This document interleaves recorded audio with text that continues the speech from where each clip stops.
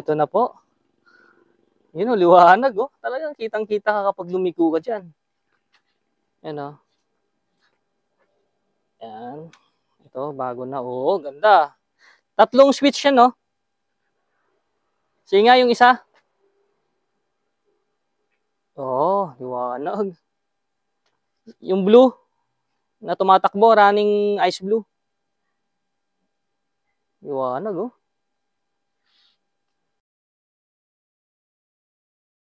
Kasama natin si Lexi. Yan. So, papakita ko sa inyo kung anong papagawa natin, ha? So, tinanggal na natin yung step board. Yan, ito, shock kasi ito. So, yan. Okay yan. Buong buo pa yan. Magandang klase. Mga ano na sa akin yan, mga 8 years. So, ito kasi, yan, tinatanggal na yung isa. Medyo may bali na kasi yan. Ipapa-welding ko, tapos benta natin. Pero solid pa yan, okay pa yan. Pag na-welding yan, okay pa yan. Benta natin. So, message nyo na ako kung gusto nyo yan. At saka sharp yan, original sharp. Ipapa-welding ko lang yung stainless dyan. Sa sobrang daming sumasakay rin kasi mga malalaki.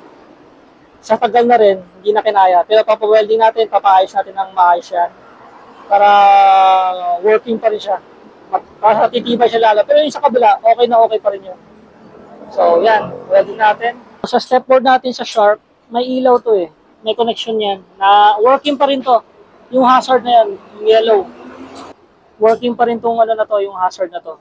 So, swerte pa rin yung mga kabili dito kasi working pa rin yung ilaw niyan. Tapos sa bagong step board natin, bumili na lang ako ng ano, ng panibagong ilaw. So, papakita ko sa inyo yung ilaw. Ano lang, from Shopee.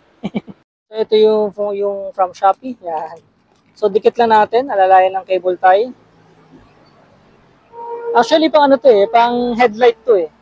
Yung running strip. Pang headlight to. So, ilagay na lang natin sa step board natin. Dun sa lumang connection. So, ilagay na lang natin yun. At saka ano to, ano ba to? Ice blue and yellow, yung kulay na ito. So, yellow kapag sa hazard left and right turn and hazard yellow. Tapos sa pag normal lang, blue siya. Ano pala, ice blue. So, yan ilalagay natin mamaya sa step board. So pang ano yan, pang sasakyan talaga yan, pang headlight. Or pang motor. Pwede rin yan sa headlight ng motor. So, lagay natin ngayon sa step board naman natin ilagay. Di ba? Para hindi sayang yung connection. Meron siyang ilaw din. Hazard. Alright. Malapitan, no? Yan. So, may star din yan. May star. Katulad nung sa Jerica natin. Na may star din. Yan. Jeep inspired. So, ako yung nagpagawa niyan. Yan talaga yung gusto ko eh. Customize. Pinipinturahan na po ang ating rock slider. Yan, di ba? Iba na itsura kapag may pintura. Pogi na. Di ba? O, yan ang itsura niyan. So, pangalawang rock slider natin. Pinipinturahan na.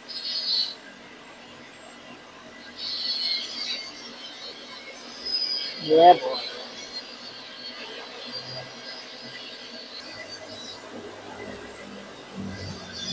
Pangdigmaang rock slider.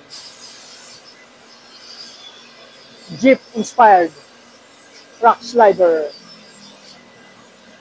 Using S40. Solid na metal. Ibay. Pwede na tayo mag-farm jack dyan. Pwede na natin i-jack yung slider na yan kapag nagpalit ng gulong. Kapag nagpalit ng gulong, pwede na natin i-jack yan. Kapag nagpalitan ng gulong, pwede na tayo mag-jack dyan sa gulong, sa slider na to. Mamaya detesting natin para makita nyo.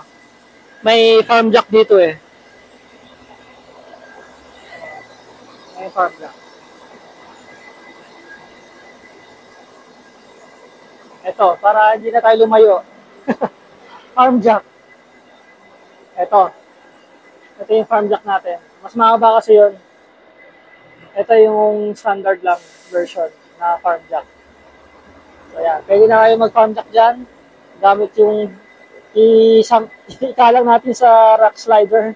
Tapos magpalit tayo ng gulong. Di ba? Napaka-easy na. Hindi na kasi kakayanin ng maliit na jack lang eh. Bitin na yun. Maiksi masyado. So, farm jack na ang kailangan. Bigat ah, bigat.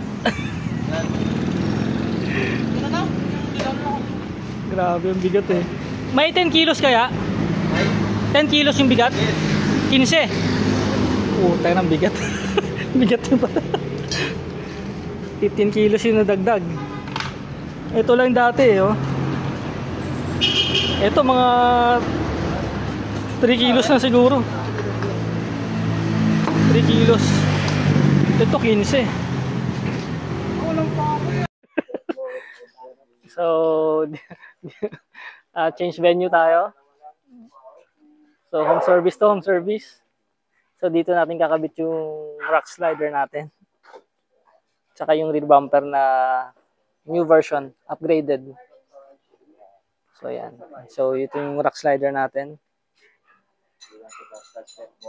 Kaya ito, tama oh. Hindi ko alam kung saan tumama ito. Buti lang, meron tayong ano, ganito. Yan, lalim oh. Kung wala yan, gas-gas yan. Talagang sa body yan. Ang taas na nga yun eh. Bakit inabot pa ako? Hindi ko matanda kung saan eh. Sa mga singit-singit ko siguro to. So, ito si COVID. Sama natin si COVID. Yan si COVID. Oh. Yan. Service yung change venue natin. So, rock slider installing. Yes, full force. Oh, kaway-kaway, mga seryoso kayo mga brad ah. Mga seryoso kayo eh. Kaway-kaway mo na oh. Ano?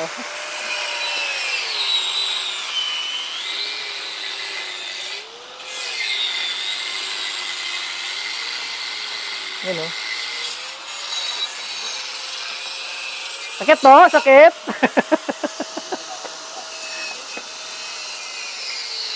So, advice natin kung anong pwesto ko ng jerrycan dati. Ganun pa rin. Kaya yung pwesto nung car carrier natin. Kasi mas maluwang yun eh. Yung ganung pwestuhan, mas maluwang. So, yan. Sukat-sukat lang. Sa itong rock slider natin.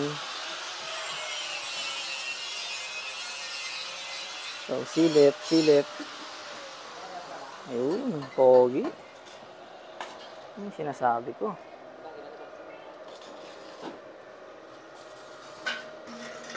So, yan, ayos. Di ba tatama sa pinto? Sige nga, try nga natin. Ay, nakalock. Wait lang ha. Sabi lang. Sakto lang. Sagad na yan, no? Ayan, ayos lang. Kala ko sabit eh. Ayos na yan. At saka mas protektado, mas okay yan, protektado yung yung body. Yan ang unang sasabit eh. Okay yan. Ganun din sa kabila. Yan.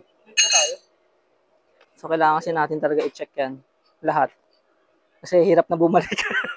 medyo malayo-layo na. Yan. Tinanggal ko na yung strap ng gulong. Kasi kakabit na namin sa car carrier. So, full force pa rin. Kabilang slider naman. Yan. So, tapos na dito.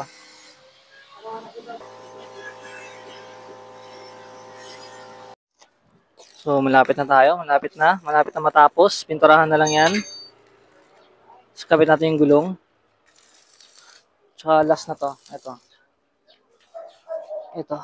Last na yan. Last. Tsaka ito. Tsaka sa kabila. Busy sila rin. Hindi mag-iihaw yan ng tilapia tsaka liempo. Inuman na. Ito, solid to. S40 to eh. Solid. So, yan na. Yan na itsura. So, ito na yung finished product ng rock slider natin. Jeep. Rock slider inspired. Yan. So, ito. Yung signal light natin. Ice blue and yellow. Mamaya pakita natin. Yan. Yan yung sa right side. So, ito na yung natin. new improved tar carrier. So, pininturahan ko uli. 4 na coating. Tapos pininturahan ko rin. So, jerrycan holder natin. Yan. Tapos, ito.